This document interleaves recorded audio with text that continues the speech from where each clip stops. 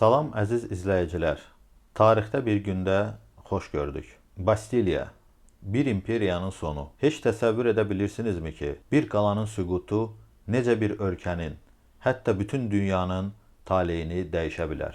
1789-cu il iyulun 14-ü Paris, Fransa. Xalq ac, kral təmtəraq içində yaşayır. Hər kəsin qorxduğu monarxiyanın simvolu o məşhur qala, Bastiliya.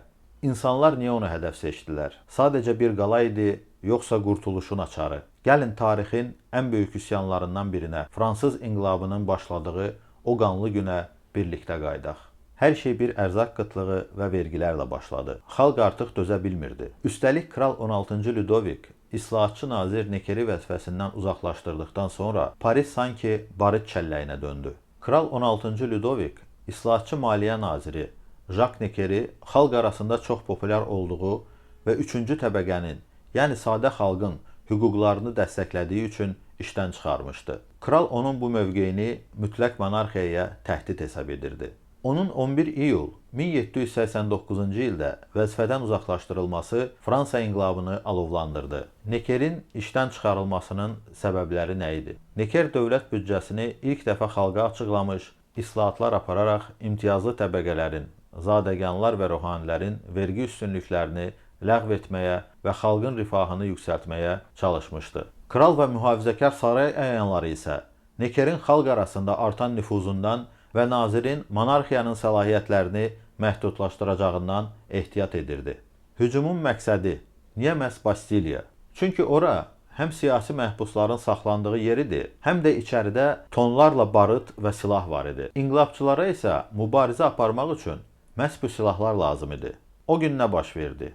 14 iyulun səhəri. Paris küçələri insanlarla dolmuşdu. Minlərlə insan Bastiliyaya doğru axışır. Qalanın komendantı Markiz Delonay təslim olmaq istəmir. O əvvəlcə qalanın qapılarını açmaqdan imtina etdi və onun əmri ilə qvardiyaçılar etirazçılara atəş açdılar. Çoxlu sayda insan öldü və yaralandı. Lakin bir müddət sonra Markiz Delonay da müqavimətin mənasız olduğunu anladı və təslim oldu. Təslim olduqdan sonra o qəzəbli kütlə tərəfindən tutuldu və şəhər bələdiyyə binasına aparılarkən yolda qətlə yetirildi. Onun başı bədənindən ayrılaraq nizəyə keçirildi və Paris küçələrində sərgiləndi. Bu onun göstəricisi idi ki, xalqın əzmini dayandırmaq mümkün deyil. Bir neçə saat ərzində nəhəng daş divarlar xalqın ayaqları altında qaldı.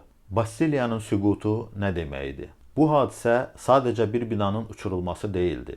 Bu əslində kral toxunulmazdır mifinin məhv olması idi.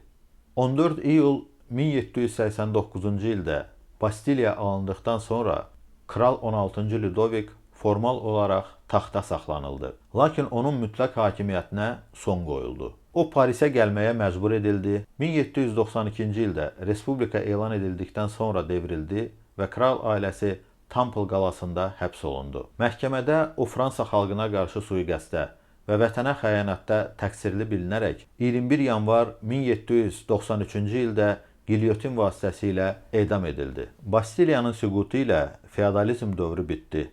Azadlıq, bərabərlik və qardaşlıq şüarları bütün dünyaya yayıldı. Bastiliyanın alınması bizə bir dərsi çox aydın öyrətdi. Birlikdə olan xalqın qarşısında heç bir qala, heç bir hakimiyyət dura bilməz. Bəs sizcə, bugün Bastiliya kimi yıxılması lazım olan hansı divarlar var? Tarixin bu dönüş nöqtəsi haqqında nə düşünürsünüz? Fikirlərinizi şərhlərdə yazın, müzakirə edək. Və əgər bu cür tarixdən bəhs edən videoları bəyənirsinizsə, bizi izləməyi unutmayın. Tarixin növbəti günündə görüşənədək.